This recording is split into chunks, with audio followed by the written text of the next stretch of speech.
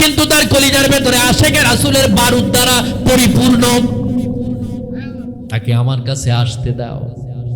আল্লাহর হাবিব ছোট্ট ভাইয়ের পায়ের দিকে নজর করে ডাক দিয়া কয়, তোমার পায়ের এই অবস্থা কেন? কি হয়েছে? তোমার পায়ে কি কাটা ঢুকছে নাকি? কয় না। কি কারণে এরকম করে হাঁটো? আল্লাহ নবী সাল্লাল্লাহু আলাইহি ওয়াসাল্লাম কি ডাক দিয়ে বলে, ওগো নবী, জিহাদের ময়দানে যাব। আবু বকর বলেছে আমি নাকি ছোট, তাই একটু লম্বা হওয়ার চেষ্টা করছি। সুবহানাল্লাহ, একেবারে ছোট্ট মানুষ, তারাও আশেকে রাসূল, আমরাও আশেকে রাসূল।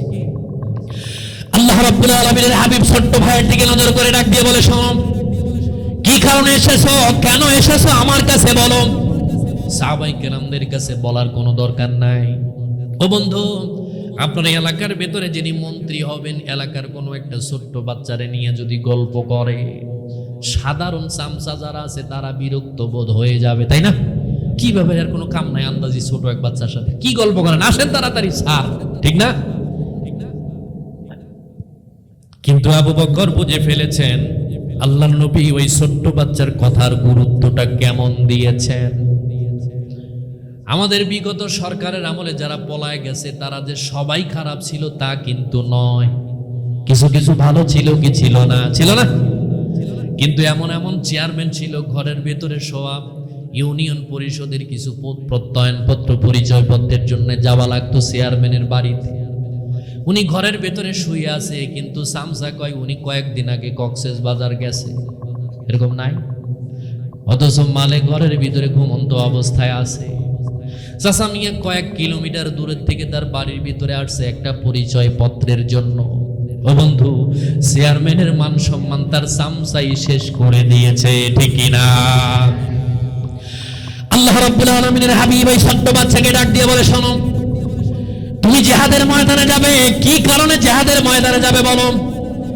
আল্লাহর হাবিবের পা মোবারক জড়ায় ধরে ডাক দিয়ে বলে, ওগো হাবিব আমার, যেদিন আপনি হিজরত করে মদিনাতুল মুনাওয়ারার দিকে আসেন, আপনি আমাদেরকে বলেছিলেন, ও মদিনার ছোট্ট ছোট্ট বাচ্চারা, ও মদিনার বয়োবৃদ্ধ মানুষেরা, তোমরা শুনে রাখো, আমি আমার মায়ের দেশ, বাবার দেশ, দাদার দেশ ফেলে রেখে আমি তোমাদের দেশে এসেছি। যদি কখনো কাফের বেঈমানরা আমার উপরে আঘাত করে, তোমরা কি আমাকে সাহায্য করবা কিনা? আল্লাহর হাবিব সাল্লাল্লাহু আলাইহি ওয়াসাল্লামকে ডাক দিয়ে বলে, ইয়া রাসূলুল্লাহ, আপনি ওই দিন যেইভাবে আমাদের সাথে এই কথা বলেছিলেন, আপনার উটের পা ধরে আপনার কাছে ওয়াদাবদ্ধ হয়েছিলাম, আমাদের কলিজার ভিতরে এক বিন্দু রক্ত থাকতে আপনার গায়ে আঘাত লাগতে দিব না। ওগো নবী, আপনি একটু আমাদেরকে জিহাদের ময়দানের অনুমোদন দেন। আমরা দুই ভাই আপন মায়ের কাছ থেকে বিদায় নিয়ে এসেছি আপনার সাথে জিহাদে যাওয়ার জন্য। ছোট্ট মানুষ। হযরত মুআয রাদিয়াল্লাহু তাআলা আনহু থেকে আল্লাহর হাবিব তাকালেন, ডাক দিয়ে বলল, তুমি ছোট্ট মানুষ, জিহাদের ময়দানে গিয়ে তোমার কোনো দরকার নাই, তোমার বড় ভাইকে নিয়ে যাইতে পারি। ছোট্ট ভাই ডাক দিয়ে বলে, ইয়া রাসূলুল্লাহ, কি কারণে নিবেন না, কেন নিবেন না, আপনি আমাকে জিহাদের ময়দানে বলেন। বলে, তোমার ভাই আমাদেরকে সাহায্য করতে পারে, তার শক্তি আছে, হাইট একটু বড় আছে, কিন্তু তুমি তো ছোট্ট মানুষ, তুমি জিহাদের ময়দানে গিয়ে কি করবা? আল্লাহর নবীকে ছোট্ট ভাই ডাক দিয়া বলে, ওগো নবী, আপনি আমার বড় ভাইয়ের সাইজ দেখেছেন, কিন্তু আমার বড় ভাই আমার সাথে শক্তিতে কোনোদিন পেরে উঠতে পারে না। এক মায়ের সমসাময়িক বয়সের 1-2 বছরের ছোট বড় ভাই থাকলে একটু মারামারি হয় না? অনেক সময় কি হয় না? আল্লাহর হাবিব সাল্লাল্লাহু আলাইহি ওয়াসাল্লামকে ডাক দিয়ে বলে, ইয়া রাসূলুল্লাহ, আপনি আমার বড় ভাইয়ের হাইটটা দেখেছেন, কিন্তু শক্তি দেশে আমার থেকে ছোট। বলে, কেমনে? বলে, যদি বিশ্বাস না হয় আপনি আমার বড় ভাইয়ের সাথে 311 জন সাহাবায়ে কেরামদের সামনে আমার একটু কুস্তি লাগায়া দেন। আমি যদি আমার বড় ভাইকে কুস্তিতে হারাতে পারি, আপনি কি আমাকে জিহাদের ময়দানে নিয়ে যাবেন? ছোট্ট মানুষ, কতটুকু না আশিকে রাসূল হতে পারে। আল্লাহর হাবিব চোখের পানি ফেলে দিয়ে তাকে বুকের ভেতরে জড়ায় ধরলেন। হযরত মুআযকে ডাক দিয়ে বলে, ও মুআয, জিহাদের ময়দানে কি হয় তুমি কি জানো? কই জানি, কারণ যুদ্ধ বিগ্রহ করতে করতে মক্কা মদিনার মানুষ অভ্যস্ত, তারা জানে শুধুমাত্র উটকে পানি পান করানোর জন্য কার গোত্রের মানুষ আগে উটে পানি পান করাবে, এইটা নিয়ে ঝামেলা হয়ে একটানা 40 বছর পর্যন্ত যুদ্ধ চলেছিল। নাউজুবিল্লাহ। হযরত মুআজ রাদিয়াল্লাহু তাআলা আনহু ডাক দিয়ে বলে, ইয়া রাসূলুল্লাহ, আপনি আমাকে আমার ভাইয়ের সাথে কুস্তি লাগায় দেন। আমি যদি আমার ভাইকে কুস্তিতে হারাতে পারি, আপনি কি আমাকে জিহাদের ময়দানে নিয়ে যাবেন কিনা? আল্লাহর নবী চোখ ছলছল করে পানির ফোঁটা পড়ে, দাঁড়িয়ে বেয়ে বেয়ে পানির ফোঁটা রাসূলুল্লাহর পরে। আর আবু বকরকে ডাক দিয়ে বলো, আবু বকর, আমার আল্লাহ বলেছেন, ওয়া কানা হাক্কান আলাইনা নাসরুল মুমিনিন, মুমিনদেরকে সাহায্য করা আমার আল্লাহর হক হয়ে গেছে। সুবহানাল্লাহ। আল্লাহ রাব্বুল আলামিনের হাবিব তাকে বুকের ভেতরে জড়ায় ধরলেন, ডাক দিয়ে বলল, সাহাবায়ে কেরাম, তোমরা উল্টা দিকে মুখ ফিরানো, তোমরা একটু এই দিকে ঘোরো, গোল হয়ে দাঁড়াও। দুই ভাইকে কুস্তি লাগায় দেওয়ার পরে সাহাবায়ে কেরামরা চতুর্দিকে দাঁড়ায় আছে। ছোট্ট ভাই বড় ভাইকে চোখের ইশারায় বুঝায় দিয়েছে, ও ভাই, আমি তো রাসূলুল্লাহর সামনে একটু চাপা মারছি যেন জিহাদের ময়দানে যেতে পারি। কোনোদিন আমি তোর সাথে মারামারিতে পারবো বলে আমার মনে হয় না। কোনোদিন আমার সাথে যুদ্ধে হারার দরকার নাই, মারামারিতে হারার দরকার নাই। তুই আমার বড়, সম্মানে বড়, বয়সে বড়, শক্তির দিক থেকেও বড়, কিন্তু আমি শুধুমাত্র তোকে একটা কথা বলি, জীবনে কোনোদিন আমার সামনে হারার দরকার নাই। আজকে শুধুমাত্র আল্লাহর নবীর সামনে দুই ভাই যেন জিহাদের ময়দানে যেতে পারি। আজকে কুস্তিতে আমার একটু নিচে পড়ে যাবি, আল্লাহর নবীকে দেখায় দিতে চাই যে শক্তিতে তোর চাইতে আমি বড়। সুবহানাল্লাহ। হযরতে মুআজ রাদিয়াল্লাহু তাআলা আনহু দুই ভাই একসাথে কুস্তি লেগে গেলেন। হযরতে মুআজ রাদিয়াল্লাহু তাআলা আনহু কুস্তি লাগার এক পর্যায়ে চোখের ইশারা, কি স্বামী স্ত্রীর কথা মুখ দিয়ে বলতে হয় না, কিছু ইশারা আছে চোখ দিয়ে বোঝা যায়, যাকে যায় না, জোরে বলেন। হযরতে মুআজ রাদিয়াল্লাহু তাআলা আনহু কুস্তি লেগে গেল, বড় ভাইকে জমিনের ভিতরে দাস করে ফালায় দিয়া বুকের উপরে বসে আল্লাহর নবীকে ডাক দিয়ে বলল, নবী, আপনি তো আমাকে জিহাদের ময়দানে নিতে চান না, দেখলেন তো কত সহজে আমি আমার আপন বড় ভাইকে জমিনের ভিতরে ফেলে দিলাম। তারা যে দুইজন চোখাচোখি করছে, এটা কি নবী জানে না? কথা কয় না কেন? জানে কি জানে না? আল্লাহর নবী চোখের পানি ফেলে দিয়া দুই ভাইকে দুই পাশে ডাকলেন, বসালেন। কি কারণে যাবে, কেন যাবে? আল্লাহর হাবিব সাল্লাল্লাহু আলাইহি ওয়াসাল্লাম সাহাবায়ে কেরামদেরকে ডাক দিয়ে বলে, তোমরা শোনো, হযরতে মুআজ এবং মুআজ রাদিয়াল্লাহু তাআলা আনহু দুইজনকে তোমরা জিহাদের ময়দানের অনুমোদন দাও। মুসলমানদের সেনাপতি মুহাম্মদুর রাসূলুল্লাহ, কাফেরদের পক্ষের সেনাপতি আবু জাহেল। মুসলমানদের সৈন্য সংখ্যা 313 জন, কাফেরদের সৈন্য সংখ্যা 1000-এর উপরে, এতটা বেশি। আল্লাহর হাবিব বদরের ময়দানের দিকে রওনা করলেন। সম্মুখ যুদ্ধ হবে। কাফেরদের পক্ষ থেকে কূটনৈতিক তৎপরতা চালু করা হলো। আল্লাহর হাবিবকে বলা হলো, গো মুহাম্মদ, তুমি যেই জায়গায় দাঁড়িয়েছো এটা হলো শুষ্ক মাটি, সুন্দর মাটি, কিন্তু আবু জেহেলের গ্রুপ যেই জায়গায় দাঁড়িয়েছেন এটা হলো বালুকাময় জায়গা। যারা বদরের ময়দানে গেছেন তারা জানেন দুই পাশের জায়গাটা এখন পর্যন্ত অক্ষত অবস্থায় আছে। 70 জন কাফের ওই সময়, ওই দিন আবু জেহেল সহ তারা জাহান্নামে গিয়েছিল, ওই কূপটা এখন পর্যন্ত আছে। আল্লাহর হাবিব সাল্লাল্লাহু আলাইহি ওয়াসাল্লাম ডাক দিয়ে বলল, তোমরা শোনো, কি বলতে চাও, কি বলবে তুমি আমাকে বলো। আল্লাহর নবীকে ডাক দিয়ে বলল, জায়গা পরিবর্তন করতে হবে, আমাদেরকে যেতে হবে ভালো জায়গায়, তুমি বালুযুক্ত জায়গায় আসো। আল্লাহর নবী বললেন, ঠিক আছে, তোমাদের প্রস্তাবই আমি মেনে নিলাম। আল্লাহর নবী যখন জায়গা পরিবর্তন করলেন, বদরের যুদ্ধের আগের দিন, আগের রাত্রে আল্লাহ তাআলা এমন মুষলধারে বৃষ্টি দিলেন, গোটা বালুযুক্ত জায়গা জমাট শক্ত হয়ে গেল। আর কাফেররা যেই জায়গাতে ছিল, আল্লাহ ওইগুলাকে কাদাযুক্ত বানায়া দাঁড়ানোর মতো প্রস্তুতিও ছিল না। রাসূলুল্লাহ বললেন যে যুদ্ধে যে বিজয় লাভ করবো, এইটা তার নমুনা। সুবহানাল্লাহ বলেন না? 313 জন সাহাবী আর আল্লাহ রাব্বুল আলামিন তার সাথে আছেন, আছে না নাই? তাওয়াক্কুল কার উপরে হবে, জোরে বলেন? আল্লাহর উপরে। আপনাকে যত জুলুম, নির্যাতন, নিপীড়ন করুক না কেন, বিজয়, আপনি যদি হকের পথে থাকেন, বিজয় আল্লাহ আপনাকেই দেবেন।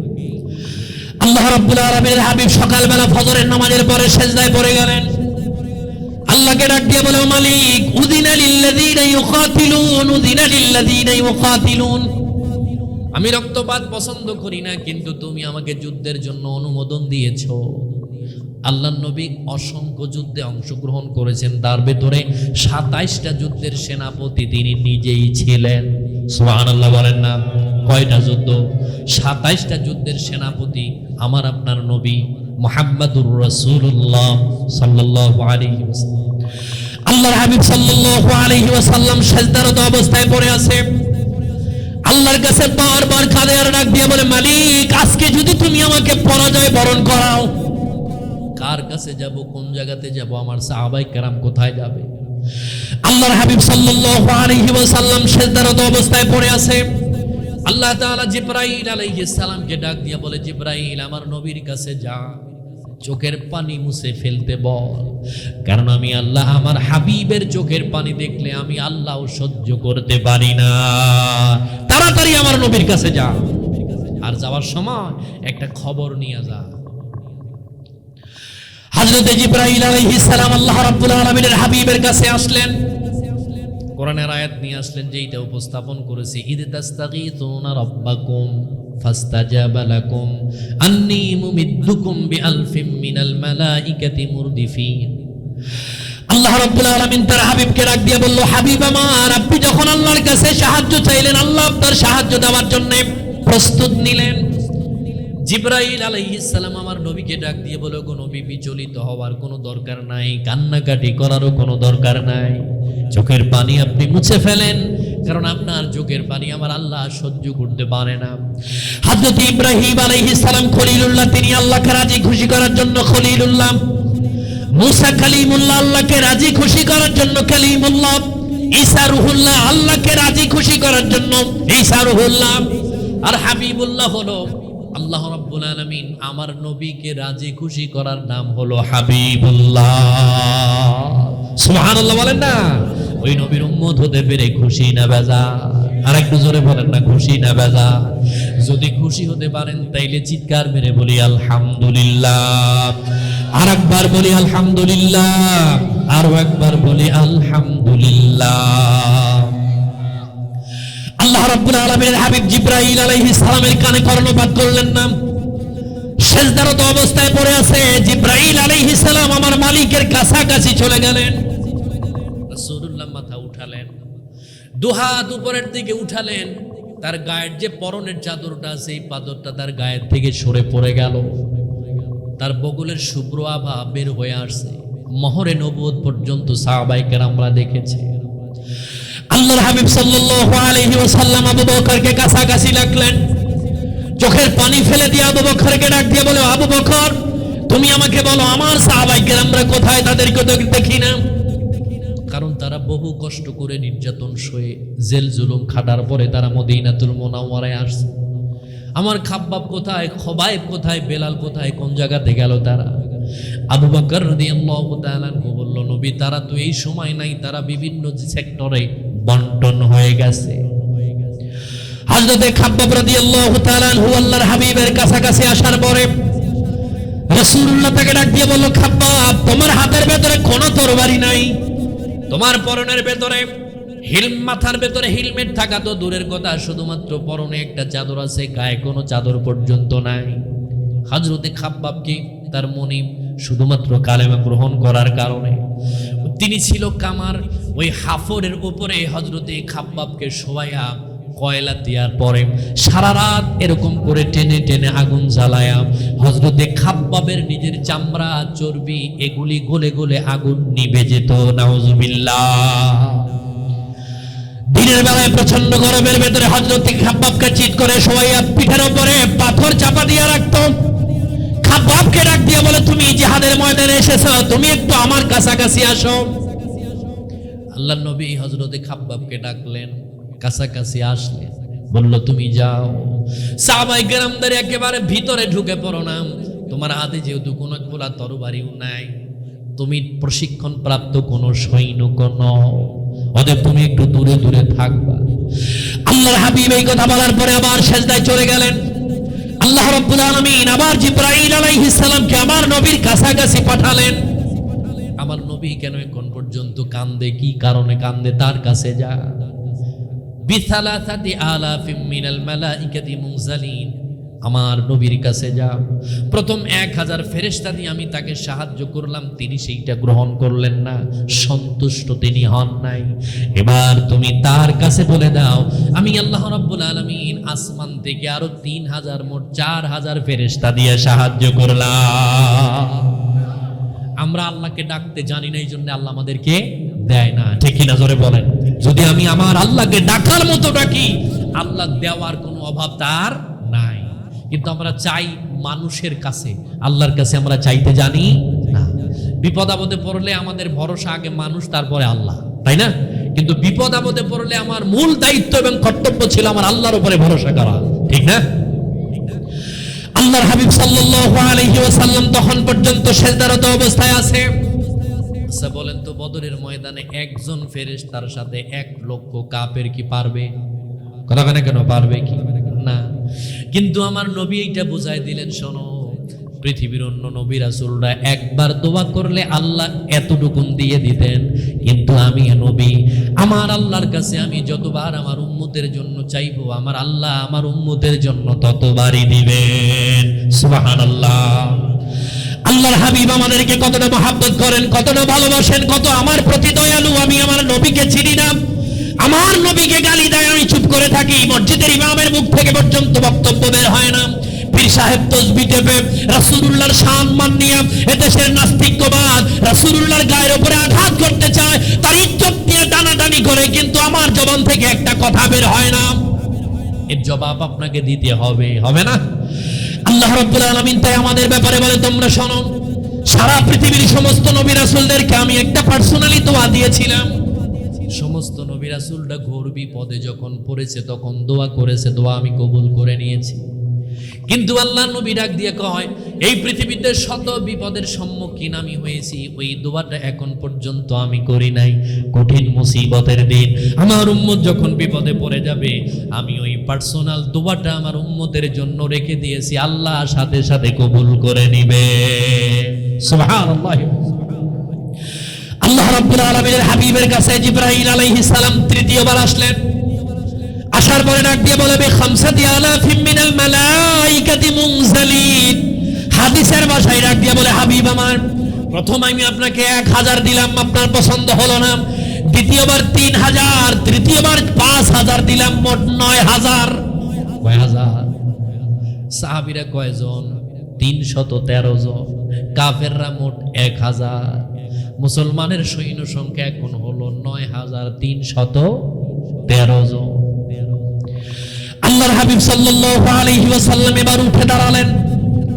আবু বকর রাদিয়াল্লাহু তাআলা আনহুকে বারবার ডাক দিয়ে বলে, শোনো, আল্লাহ তাআলা আমাকে বলে দিয়েছেন তোমরা কখনো কাফেরদের উপরে আগে আঘাত করতে যেও না, এটা ইসলাম শিক্ষা দেয় নাই। তাদেরকে বলবা আঘাত করার জন্য, এরপরে পাল্টা আঘাত করবা। হযরতে আবু বকর রাদিয়াল্লাহু তাআলা আনহুর আপন ছেলে আব্দুর রহমান, তিনি তখন পর্যন্ত মুসলমান হন নাই। রাসূলুল্লাহর কাছাকাছি একবার আসে, আর একবার বাবার কাছে যায়, আর একবার দূরে যায়। তিনি যেন বোঝাতে চায়, বাবা, আমি আবু জেহেলের দলের, যদি তুমি বাঁচতে চাও তাইলে তুমি এখান থেকে দূরে সরে যাও।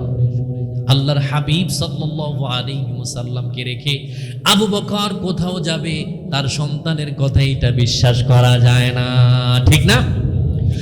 আল্লাহ রাব্বুল আলামিনের হাবিব সিজদা থেকে ওঠার পরে যুদ্ধের দামামা বেজে উঠল। ওই যে 2 ভাইয়ের কথা কইছিলাম, মনে আছে? হযরতে মাস এবং মুয়াস। ছোট্ট ভাই বড় ভাইকে বারবার ডাক দিয়ে বলে, ভাই শোন, তুই তো যুদ্ধের ময়দানে আমার চাইতে বড়, শক্তিতে বড়, হাইটেও বড়, বয়সেও বড়। তুই জিহাদের ময়দানে আল্লাহ নবীর জন্য অনেক কিছু করতে পারবি, তাই তোর কাছে আমার অনুরোধ হলো তুই আমার পিছনে থাকবি, আমি আগে আগে যাব। আমার পিছন দিক থেকে কেউ যেন আমাকে হামলা করে কাবু করতে না পারে, আমি সামনের দিকে আগাতে থাকবো। যুদ্ধের দামামা বেজে উঠল। শয়তান সুরাকার সুরত ধরে আবু জেহেলের কাছাকাছি চলে গেছে। সুরাকা সুরত ধরেছে শয়তান। শয়তান কি ফেরেশতা চিনে কি চিনে না? চিনে না। আবু জেহেলকে দাও দিয়ে ডাক দিয়ে কয়, পাম দিয়ে কয়, শোন, আমার দলবল যত আছে, আমার সমস্ত চেলা চামুন্ডা যারা আছে, সকলকে তোর পক্ষে যুদ্ধ করার জন্য নিয়ে এসেছি। আজকে আব্দুল্লাহর পোলা মুহাম্মদ কালিমা নিয়ে মদিনায় ফিরে যাওয়া সম্ভব নয়। এখন আবু জেহেল কয় যে কি ব্যাপার, শুরাকা আমার দলে আসছে, তার মানে আজকে মোহাম্মদ আর বাঁচার কোনো উপায় নাই। লম্বা ঘোড়ার পৃষ্ঠে জাজিরাতুল মক্কা আরবের সব থেকে বড় ঘোড়া, লাল টকটকে ঘোড়া ছিল আবু জেহেলের। কারণ যে একটু নেতা টাইপের হয়, চুরি করে হলে অন্তত গাড়িটা ভালো করা লাগবে নাকি, কথা বলে কেন, ঠিকই না? উনি লম্বা ঘোড়ার পৃষ্ঠে বসে আছে, দুই পা দোল খাচ্ছে, তার মাথায় লম্বা লম্বা চুল, ফুটবলের মতো ফাল পারে, আর মনে মনে ভাবে যাই হোক আমরা যেহেতু 1000 আরো কিছু লোক আমাদের দলে সাড়া দিয়েছেন, আজকে মুহাম্মাদের বাঁচার উপায় নাই।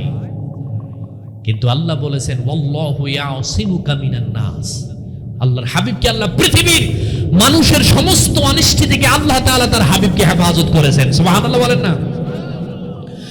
আল্লাহ রাব্বুল আলামিন তার হাবিবকে এবার ডাক দিয়ে বলে, হাবিব আপনি একটু আকাশের দিকে তাকান। আল্লাহর নবী আকাশের দিকে নজর করে দেখি মুরদিফিন শব্দের অর্থ হলো ভাই সিরিয়াল, একটার পর একটা। বদরের ময়দানে ফেরেশতা নাজিল হচ্ছে মোটা মোটা ডান্ডা নিয়ে, বদরের ময়দানে মুসলমানদের পক্ষে আবু জেহেলের বিপক্ষে যুদ্ধ করার জন্য। সুবহানাল্লাহ। এই দৃশ্য হঠাৎ শয়তান আকাশের দিকে তাকাইছে, তাকায় দৌড় দিয়ে আবু জেহেলের কাছে গেছে। একটা দৌড় দিয়ে, আমি সংক্ষেপ করে বলছি, এক দৌড় দিয়ে আবু জেহেলের কাছে ডাক দিয়ে কয় ইন্নী আরা মা লা তারাউনা। বলে কি হয়েছে? আবু জেহেল আমি ভাগলাম। বলে কেন? কয় আমি যেটা দেখি সেইটা তুমি দেখো না। শয়তান ছিল মুআল্লিমুল মালায়েকা, ফেরেশতাদের সর্দার ছিল শয়তান। হঠাৎ তিনি আকাশের দিকে নজর করে দেখে বদরের ময়দানে কি আসছে, ফেরেশতা নাজিল হচ্ছে। একেবারে এক দৌড়ে আবু জেহেলের কাছে গিয়ে ডাক দিয়ে কয় যে আমি আর থাকলাম না, ভাগলাম রে। আবু জেহেল কয় কি রে, এতক্ষণ কিছুক্ষণ আগে হে আমারে পাম দিয়ে গেলে, এখন কয় আবার ভাগলাম, এটা আবার কেমন? আবু জেহেল ও ফেরেশতা দেখার জন্য আকাশের দিকে তাকাইছে। আবু জেহেলের মতো জানোয়ারের চোখ দিয়ে ফেরেশতা দেখা সম্ভব? কথা বলে কেন, সম্ভব নেই। কিন্তু তিনি আসমানের দিকে তাকায় আছে। যুদ্ধের দামামা বেজে উঠেছে। ছোট্ট ভাই হযরতে মুআজ রাদিয়াল্লাহু তাআলা আনহু, মদিনাতুল মুনাওয়ারার মানুষ, আনসারী সাহাবী। মক্কার আব্দুর রহমান ইবনে আউফ রাদিয়াল্লাহু তাআলা আনহু তখন মক্কার ইমাম। তাকে ডাক দিয়ে বলল, ভাই আপনার বাড়ি মক্কাতে, আপনি কি আমাকে একটু বলবেন যে আবু জেহেল কোন লোকটা? আব্দুর রহমান ইবনে আউফ রাদিয়াল্লাহু তাআলা আনহু কয়, ছোট্ট মানুষ তোমরা আবু জেহেলকে দিয়ে কি করবা? হযরতে মুআজ রাদিয়াল্লাহু তাআলা আনহু আব্দুর রহমান ইবনে আউফকে প্রশ্ন করার পরে প্রশ্নের জবাব না দিয়ে তিনি পাল্টা বললেন যে তুমি আবু জেহেলকে দিয়ে কি করবা? ছোট্ট ভাই ডাক দিয়ে বলে, প্রশ্ন করলাম একটা, জবাব দিলেন আর একটা, তাই না? আমি জানতে চাই আবু জেহেল কোন লোক, কিন্তু আপনি বললেন আমরা আবু জেহেলকে দিয়ে কি করব? হযরতে আব্দুর রহমান ইবনে আউফ বুঝে ফেলেছেন এই ছেলের সাথে বেশি কথা বলা যাবে না। হযরতে মুআজ রাদিয়াল্লাহু তাআলা আনহুকে ডাক দিয়ে বলে, ওই যে দেখো লম্বা ঘোড়ার পৃষ্ঠে বসে আছে, আকাশের দিকে তাকানো, দুইটা পা শুধুমাত্র ফুটবলের মতো ফাল পারে, ওইটাই না আবু জেহেল। মাথার চুলগুলি ছিল ঝুটিওয়ালা, লম্বা চুল ছিল। বাংলাদেশের অনেক পীর আছে, তাদের চুলগুলি লম্বা লম্বা, যুদ্ধের পরের থেকে কোনো জায়গার চুল কাটে নাই, এরকম পীর বাংলাদেশে নাই। কথা কয় না কেন, আছে না নাই? আবু জেহেলের চুলও ছিল লম্বা লম্বা, কিন্তু বাবরি চুল, সেইটা সুন্নতি চুল ছিল না। হযরতে মুআজ রাদিয়াল্লাহু তাআলা আনহু যাইতে যাইতে আবু জেহেলের ঘোড়ার পিছন বরাবর চলে গেছে।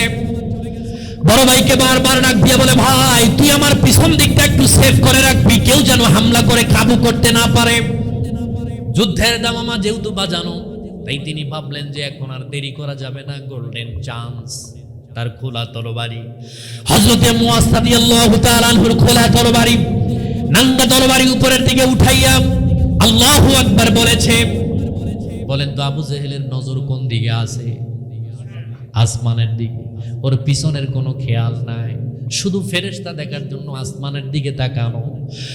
হযরতে মুআজ রাদিয়াল্লাহু তাআলা আনহুর খোলা তরবারি দিয়া আল্লাহু আকবার বলে আবু জেহেলের ডান পায়ের ভেতরে এত জোরে আঘাত করেছে, ওই ছোট্ট বাচ্চার আঘাত আবু জেহেল সইতে পারলো না, ঘোড়ার পৃষ্ঠ থেকে ত্রাস করে বদরের ময়দানে পড়ে গেল। নারে তাকবীর! ছোট্ট ভাই মুআজ রাদিয়াল্লাহু তাআলা আনহু আবু জেহেলের বুকের উপরে জোরে বসছে। তার যেহেতু চেহারা ঘোরানো, চোখগুলি ছিল উপরের দিকে। হযরত মুআজ রাদিয়াল্লাহু তাআলা আনহু তাকে ত্রাস করে ফেলে দেওয়ার পরে বুকের উপরে চড়ার পরে গলার কাছে ছুরি লাগায় ডাক দিয়ে বলে, এখনো সময় আছে, কালেমা পড়। মুআজ রাদিয়াল্লাহু তাআলা আনহু বলল, শোন, তুমি আমার দরবারের নিচে, এখন পর্যন্ত কালেমা পড়ার সময় আছে, তুমি যদি কালেমা পড়ো আমি তোমাকে মাফ করে দিব। আবু জেহেল ডাক দিয়ে কয়, আব্দুল্লাহর পোলা মুহাম্মদ তোমাদেরকে জাদু করেছে, আমাকে এখন পর্যন্ত জাদু করতে পারে না। নাউযুবিল্লাহি মিন যালিক। হযরত মুআজ রাদিয়াল্লাহু তাআলা আনহু তরবারি তার বুকের ভেতরে ধরে রেখেছেন। আবু জেহেলের আপন ছেলে ইকরামা পরবর্তীতে তিনি মুসলমান হয়ে গিয়েছিলেন। তিনি নজর করে দেখলেন তার আপন বাবাকে বদরের ময়দানে ফেলে দেওয়ার পরে তার বুকের উপরে চেপে বসেছেন ছোট্ট একটা বাচ্চা। তিনি বললেন, আমি তোমাকে ক্ষমার চোখে দেখতে চাই না। হযরতে মুআজের ডান হাতের ভিতরে ইকরামা তার খোলা তরবারিটা বিদ্যুৎ বেগে ছুটায় দিয়া তার ডান হাতের ভিতরে এত জোরে আঘাত করেছে, হাদিসের ভিতরে আছে তার পুরা হাতটা বদরের ময়দানে পড়ে যায় নাই, সামান্যতম চামড়া লেগে আছে মাত্র। কিতাবুল মাগাজির ভিতরে আছে হযরত মুআজ রাদিয়াল্লাহু তাআলা আনহু হাতকে বারবার ডাক দিয়ে বলে, ও হাত, তোর জন্য আমি ঠিকমতো দৌড়াইতে পারি না, সাহাবায়ে কেরামদেরকে সাহায্য করতে পারি না, কোন জায়গায় ঠিকমতো যেতে পারি না, তরবারি চালাতে পারি না, দেখ তোর সাথে আমি কি রূপ ব্যবহার করি। হযরত মুআজ রাদিয়াল্লাহু তাআলা আনহুর ডান হাতটা টান দিয়ে নিয়ে তিনি তার বাম পায়ের নিচে ফেলেছেন, কবজার উপরে পাড়া দিয়া এমন জোরে টান দিছে বদরের ময়দানে হযরত মুআজ রাদিয়াল্লাহু তাআলা আনহুর কাটা হাতটা গলা কাটা মুরগির মতো ছটফট ছটফট করতেছে। হযরত মুআজ রাদিয়াল্লাহু তাআলা আনহু ছোট্ট ভাইয়ের কানের কাছে গিয়ে ডাক দিয়ে বলে, ভাইরে, একই মায়ের পেটের থেকে দুই ভাই মায়ের কাছ থেকে বিদায় নিয়ে আসলাম, তুই তো রাসূলুল্লাহর জন্য হাত দিয়ে দিলি, কিন্তু আমি তো নবীদের জন্য কিছুই দিতে পারলাম না। তবে তুই আমাকে একটু বল, তোর কোনো কিছু খাবারের প্রয়োজন আছে কিনা আমাকে বল, আমি তোকে ব্যবস্থা করে দিব। হযরত মুআজ রাদিয়াল্লাহু তাআলা আনহু ডাক দিয়ে বলে, ভাইরে, জোরে কথা বলতে পারি না, রক্তক্ষরণ হচ্ছে, রক্ত শূন্য অবস্থায় পড়ে গেছি, তুমি তোমার কানটা আমার মুখের গোড়ায় একটু লাগায় দাও। তিনি তার মুখের গোড়ায় লাগা দিয়ে বলল, ভাই, সারা পৃথিবীর সমস্ত সাগরের পানি তুমি যদি আমার গলার ভেতর দিয়ে দাও আমার তৃষ্ণা মিটবে না, তবে আমার মন যেইটা চায় তুমি সেইটা দিতে পারবো না। কেন পারবো না? আমি আপন মায়ের পেটের ভাই, তুই আমাকে বল, আমি চেষ্টা করব। হযরত মুআজ রাদিয়াল্লাহু তাআলা আনহু ডাক দিয়ে বলে, ভাইরে, এই সময়ে পারবি না, যুদ্ধ চলছে, আমার মন চাইছে রাসূলুল্লাহকে শেষবারের মতো এক নজর দেখার জন্য, তুই কি পারবি? সমুদ্রের পানি যদি পান করি আমার তৃষ্ণা মিটবে না, পিপাসা মিটবে না, তবে যদি আল্লাহর নবীকে একবারের জন্য আমাকে দেখাতে পারিস, আমার মনে হয় না আমার কোনো তৃষ্ণা থাকবে। হযরত মুআজ রাদিয়াল্লাহু তাআলা আনহু তিনি ডাক দিয়ে বলল, ভাই, আমার কেমন লাগে বলবো রে, আমি যেন আমার নাকের গোড়ায় জান্নাতের সুঘ্রাণ অনুভব করছি। সুবহানাল্লাহ। হযরত মুআজ তিনি দুনিয়া থেকে শাহাদাত বরণ করলেন। এবার হযরত মুআজ রাদিয়াল্লাহু তাআলা আনহু তার গলার উপরে চড়ে বসেছেন আবু জেহেলের। আব্দুল্লাহ ইবনে মাসউদ রাদিয়াল্লাহু তাআলা আনহু তার কাছাকাছি এসে ডাক দিয়ে বলে, কাম তো সেরে ফেলেছো, তুমি ছোট্ট মানুষ, তুমি একটু নেমে যাও। বলে, না। কেন? বলে, শুধুমাত্র কোরআন পড়ার কারণে আবু জেহেল হাতের ভিতরে চামড়ার মোজা লাগায়া আমার ডান কানের ভিতরে এত জোরে থাপ্পড় দিয়েছিল, কানের এই পাশ দিয়ে ওই পাশে রক্ত বের হয়ে গিয়েছিল। আল্লাহর হাবিব সাল্লাল্লাহু আলাইহি ওয়াসাল্লামের কাছে বিচারের জন্য গিয়েছিলাম, কিন্তু তিনি মুস্কি মুস্কি হেসে আমাকে বিদায় করে দিয়েছিল। হযরত মুআজ রাদিয়াল্লাহু তাআলা আনহু আবু জেহেলের গলার ভেতরে ছুরি লাগায়া বডি থেকে তার গর্দানটা আলাদা করে দিয়া পা ধরে বডি টানে, বডি নড়ে, কিন্তু মাথার চুল ধরে মাথা টানে, কিন্তু মাথাটা লড়ে না। আল্লাহ রাব্বুল আলামিন ডাক দিয়ে কয়, কানের সাথে কানের যোগাযোগ। সুবহানাল্লাহ বলেন না। হযরত মুআজ রাদিয়াল্লাহু তাআলা আনহু তার কল্লাটাকে আলাদা করে দেওয়ার পরে আব্দুল্লাহ ইবনে মাসউদ রাদিয়াল্লাহু তাআলা আনহু আবু জেহেলের কানের ভিতর দিয়া তরবারি ঢুকাইয়া এই পাশ থেকে ও পাশ করে দিয়েছেন। দুই পাশ করে দিয়ে তার ভিতরে রশি ঢুকাইছে। এবার মাথা লড়ে, চুল ধরে টানে, মাথা লড়ে না। রশি ধরে যখন টানে তখন মাথা লড়ে। আল্লাহ তাআলা ডাক দিয়ে কয়, আবু জেহেল, যেই লোকটার থাপ্পড় দিয়ে 2টা কানের পর্দা ফাটায় দিয়েছিলি, ওই একই লোকের হাতে আমি তোর 2 কানকে ছিদ্র করে দিলাম। কিয়ামতের দিন কি বিচার করব আমি আল্লাহ।